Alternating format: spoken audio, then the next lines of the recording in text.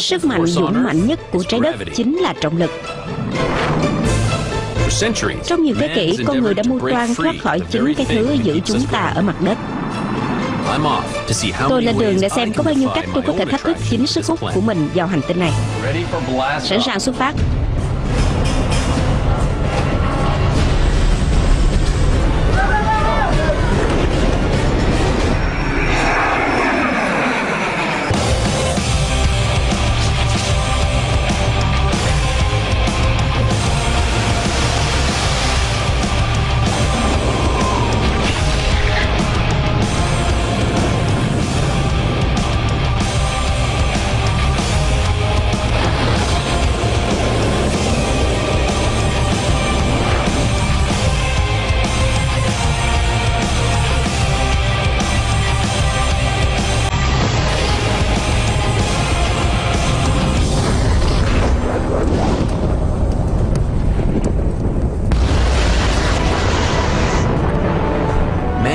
Nhân loại đã thám hiểm không gian được hơn 50 năm. Nhưng sau nửa thế kỷ, những phi vụ có người lái, không tới 500 con người đã từng rời khỏi trọng lực trái đất để nhận danh hiệu phi hành gia. Trong số đó, chỉ 24 người đã rời khỏi quỹ đạo trái đất, với chỉ 12 người đặt chân lên mặt trăng. Một bước nhỏ đối với con người, một cú nhảy khổng lồ đối với nhân loại. Du hành không gian, mặc cho bạn có thám hiểm như thế nào, đã luôn dành cho số ít kẻ tinh hoa. Nhưng một thời đại mới về du hành vũ trụ thương mại đang ló dạng. Bạn thân và đồng sự phiêu lưu Nick Halleck hy vọng mua được một chỗ ngồi trên một phi vụ Nga sắp tới lên trạm không gian quốc tế. Anh hiện đang huấn luyện chờ ngày phóng. Là đứa con tinh thần của nhà tỷ phú Richard Branson, Virgin Galactic hiện đang chuẩn bị đưa công dân tư nhân lên những chuyến bay không gian cận quỹ đạo tương lai. Cơ may tôi trở thành nhà du hành khá là mong manh, nhưng tôi muốn có một khái niệm nó có thể như thế nào khi bắn vào không gian cùng một số tập luyện liên quan. Một trong những thách thức thể lực mạnh mẽ nhất mà các nhà du hành phải đối mặt trong một phi vụ là mối quan hệ tắt rồi lại mở với trọng lực. Trong một vụ phóng tên lửa, các thành viên phi hành đoàn phải chịu những lực gia tốc cực lớn. Và rồi chỉ vài phút sau trở nên gần như không trọng lượng trong vì trọng lực được tìm thấy vài cây số phía trên trái đất. Để giúp các nhà du hành thích ứng với các lực này, việc tập luyện đặc biệt là cần thiết, sử dụng những cỗ máy khá là cực độ. Nếu muốn bay vào không gian hay bay máy bay phản lực, bạn phải qua ít thời gian với một trong số này. Sức mạnh phía sau máy ly tâm này là động cơ điện một chiều 4.000 mã lực, và qua việc xoay tròn quanh một điểm trục và điều chỉnh cách trục của chiếc buồng nơi bạn có mặt, có thể mô phỏng tất cả các lực gia tốc mà bạn có thể trông đợi cảm nhận trong một chuyến bay không gian thật. Hôm nay tập luyện của các bạn là nhằm tăng sự chịu đựng về gia tốc để các bạn có thể thực hiện các chuyến bay thật vào ngày mai. Đó là nội dung chương trình tập luyện của chúng tôi. Và trong 2 ngày tôi sẽ phải chịu được đến 6G. Tôi sẽ không đùa khi nói đây là tập luyện nghiêm túc, rõ chứ? Cái này là thật. Đây là thứ bạn đang huấn luyện để làm. Nếu lên một tàu phóng không gian thì đây là thứ bạn sẽ cảm nhận. Sẽ vui đây. Hãy lên lầu nào. Đây là phòng điều khiển của chúng tôi. Đây là nơi chúng tôi điều khiển máy STS-400.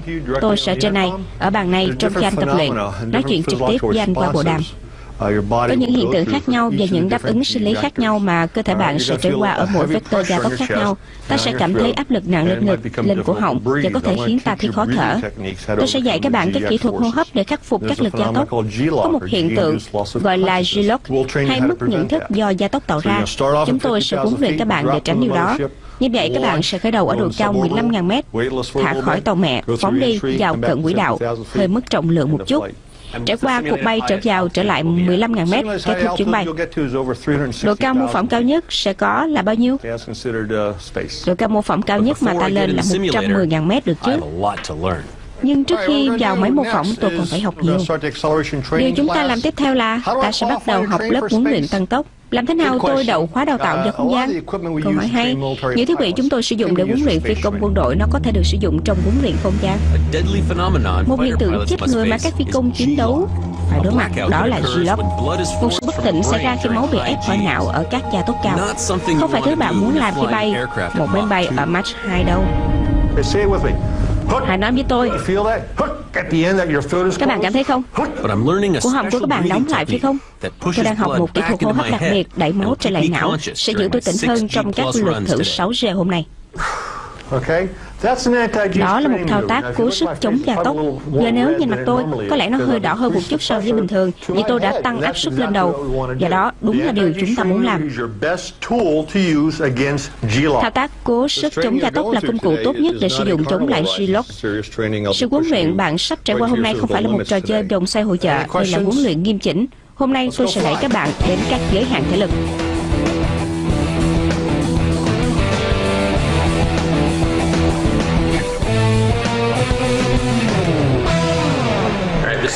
Mô phỏng sẽ là 6G như nơi ngực. Những cái này mô phỏng một cuộc phóng tên lửa. Nhanh hơn một chiếc xe đua đường trường hàng đầu, nhanh hơn bất cứ xe thể thao nào bạn có thể hình dung đấy. Nó sẽ làm tôi chú ý. Đi thôi. Đến lượt tôi vào cỗ máy địa ngục rồi.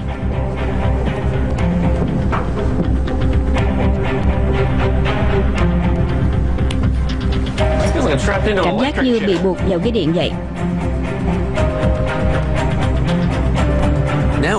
Bây giờ đến lúc xem cơ thể tôi chịu được bao nhiêu G.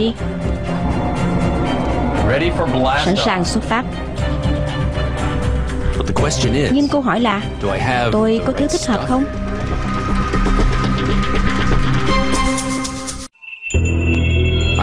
Tôi đang sắp thực hiện một chuyến bay thử nghiệm trong một máy mô phỏng sẽ tạo áp lực lên cơ thể người hình thành trong một chuyến bay không gian. Được rồi, ta bắt đầu. Chúng tôi đã sẵn sàng kết quả thứ này. Chúng tôi đang đưa công suất về hệ thống. Anh sẽ nghe một số tiếng ồn, sự rung động, rì rầm. Anh sẽ cảm thấy một chút lắc giật. Tất cả đều bình thường được chứ? Máy mô phỏng tạo chính xác các lực gia tốc mà hành khách sẽ cảm nhận trên những chuyến bay tương lai. Tôi bắt đầu cảm nhận G-lock hình thành. 5 6. Nhưng tôi sử dụng kỹ thuật hô hấp mới học để kiểm soát các tác động.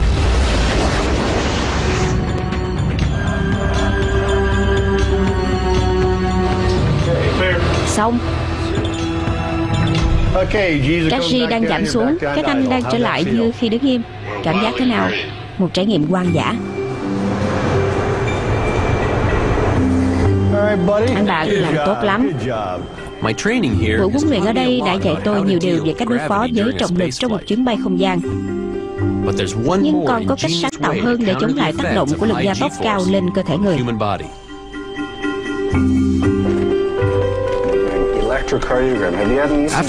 Sau một cuộc kiểm tra y tế từ bác sĩ hàng không Randy Knipping, tôi sẵn sàng thử bộ trang phục chống gia tốc, một thiết bị được các bác sĩ và kỹ sư Canada phát triển trong Thế chiến thứ hai.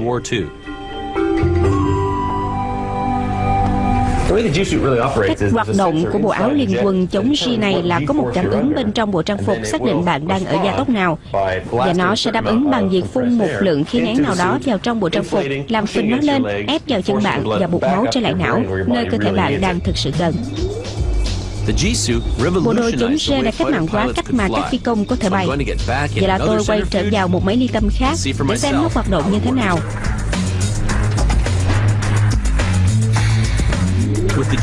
Với bộ đồ đã ở vị trí, họ đã có thể tăng tốc máy ly tâm và sử dụng thao tác cố sức chống G cùng công nghệ mới này.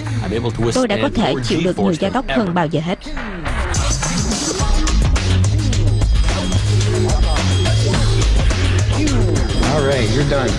Xong rồi.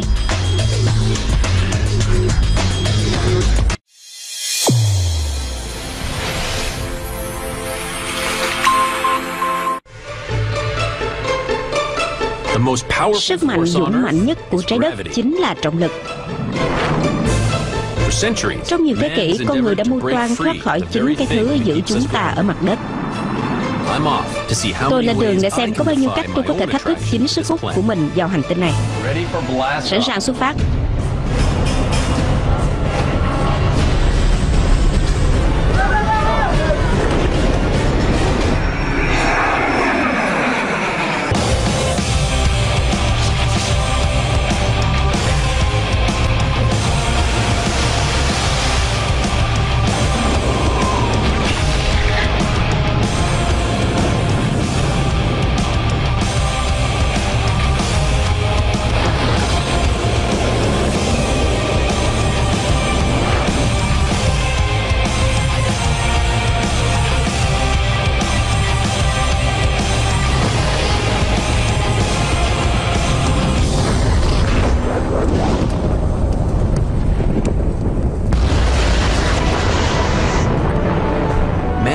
Nhân loại đã thám hiểm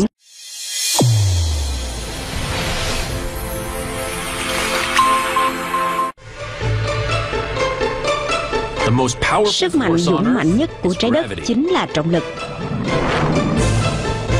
Trong nhiều thế kỷ, con người đã mưu toan thoát khỏi chính cái thứ giữ chúng ta ở mặt đất. Tôi lên đường để xem có bao nhiêu cách tôi có thể thách thức chính sức hút của mình vào hành tinh này. Sẵn sàng xuất phát.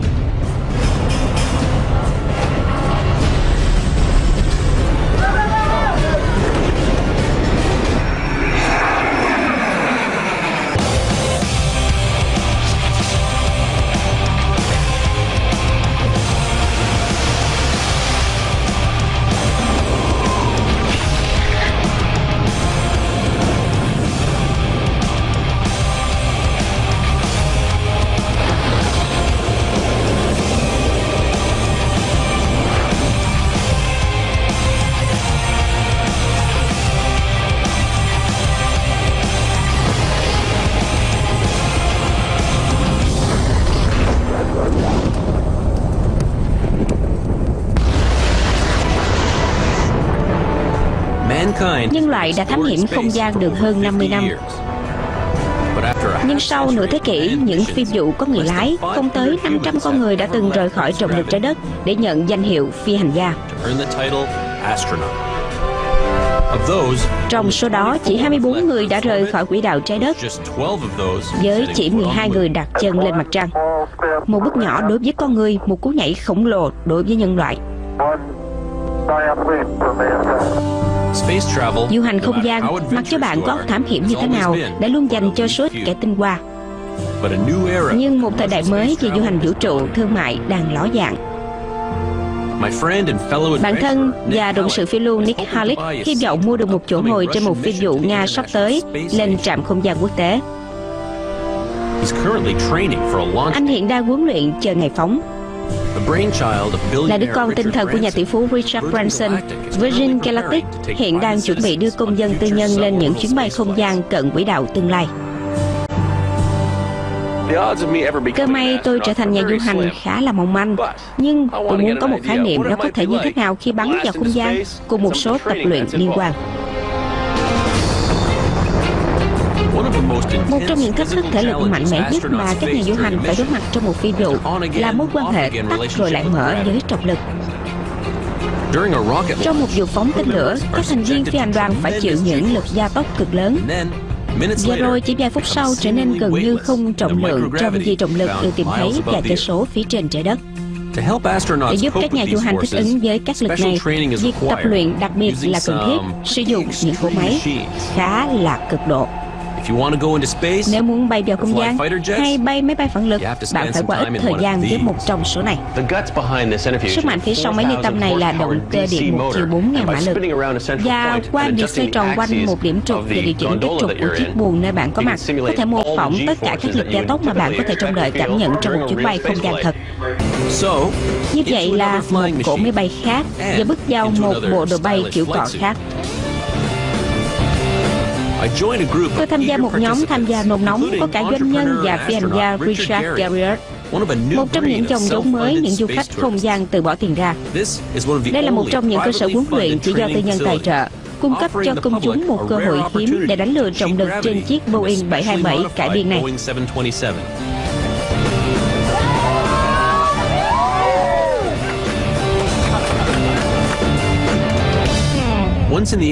Khi đã lên không trung, chúng tôi leo lên 73.000 mét để bắt đầu parabol đầu tiên trong số 12 cái.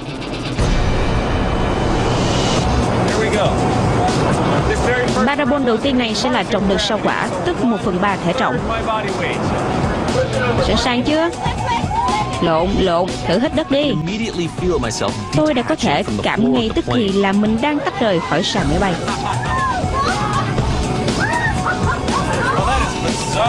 Thật kỳ lạ. Cảm thấy như mình là người khỏe mạnh. Hít đất một tay này. Được rồi, trọng lực mặt trăng.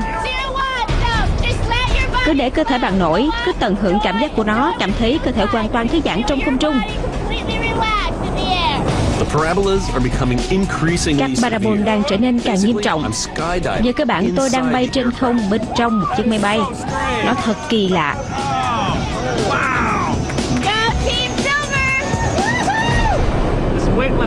Cái thứ không trọng lực này thật tuyệt. Bạn chỉ có những khoảng thời gian ngắn, có lẽ 20 giây, 30 giây mỗi lần, nhưng nó giống như đang ở trong không gian vậy. Tất cả chúng ta đều quay mặt về ngã này được chứ? Các bạn sẽ quay xuống để cố gắng bò nhanh nhất có thể, được chứ?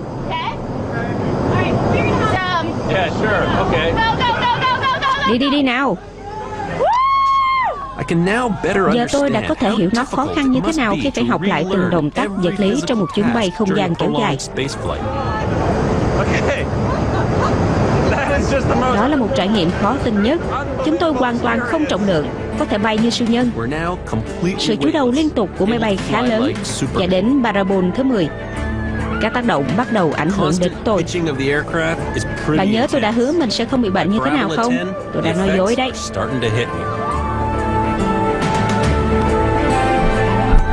Remember how I promised I wasn't going to get sick? Well, I lied.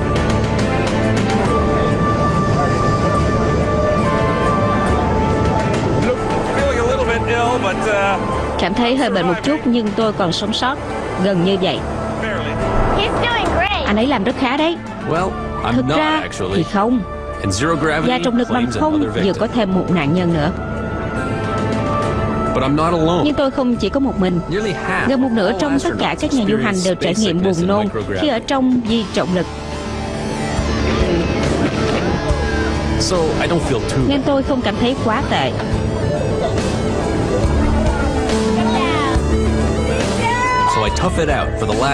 Tôi đã gồng mình lên cho những parabol cuối cùng và mặc cho cơn buồn nôn. Đó là một trải nghiệm thần kỳ.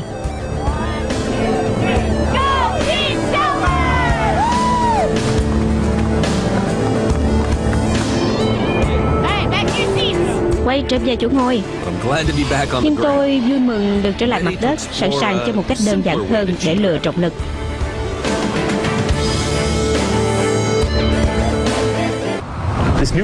Loạt thám hiểm mới mà tôi đang theo đều là về du hành không gian và các tác động của đó lên cơ thể người. Nhưng hôm nay kỹ thuật thấp chỉ với một cánh dải bạc và một chút giúp đỡ từ mẹ thiên nhiên. Không phải ai cũng có đủ nguồn lực để tập luyện cho du hành không gian, nên đây là một kỹ thuật thấp và chi phí thấp để lên được bầu trời và thách thức trọng lực. Đây là cách mà sự việc sắp được thực hiện. Chúng tôi sẽ được kéo lên trời như một con diều khổng lồ. Về cơ bản giống như diều của Benjamin Franklin, nhưng không có sét. Và rồi giật cần thả ra để bay tự do như chim, chớp lấy các luồng nhiệt khi nào có thể. Hôm nay lúc nãy có vài đám mây, và chúng là một chút chỉ dẫn về những luồng nhiệt, những đám mây tích kia. Nhưng trời đã quang đi một ít. Anh nghĩ sao chúng ta sẽ có những điều kiện bay tốt chứ? Hy vọng. Chúng tôi đã có một vài luồng nhiệt trong chuyến bay trước. Cho dù không có mây nên cũng không thể biết được. Đôi khi chúng tôi vẫn có cái gọi là luồng nhiệt xanh. Như vậy là bầu trời xanh mà không có chút mây nào trong tầm nhìn, nhưng vẫn có một số. Cho nên ta hy vọng điều tốt nhất. Diều là một trong những thiết bị xa xỉ nhất mà con người sử dụng nhằm cố gắng lừa trọng lực. Thiết kế cánh hiện đại này lần đầu tiên được NASA sử dụng cho một hệ thống để tên lửa trở vào trái đất. Thiết kế sau đó được chỉnh sửa và cải tiến thích ứng cho người bay. Và hôm nay, với thiết bị công nghệ cao và một phi công kinh nghiệm, các chuyến bay có thể kéo dài hàng giờ, thường là qua hàng trăm cây số. Sẵn sàng chưa? Đến lúc bay rồi. Giờ tôi sẽ yêu cầu anh gới tay xuống, bước chân lùi lại và để cho đai đeo gánh hết trọng lượng. Được rồi, George, anh sẵn sàng chưa? Tôi sẵn sàng rồi. An toàn và phóng nhé. Chúng tôi đi đây. Cuộc phóng này có thể không sản sinh ra nhiều lực gia tốc như máy ly tâm, nhưng bạn tin tôi đi, nó vẫn làm cho tim đập ào ào. Trong vài giây, chúng tôi đã ở trên cao hàng trăm mét.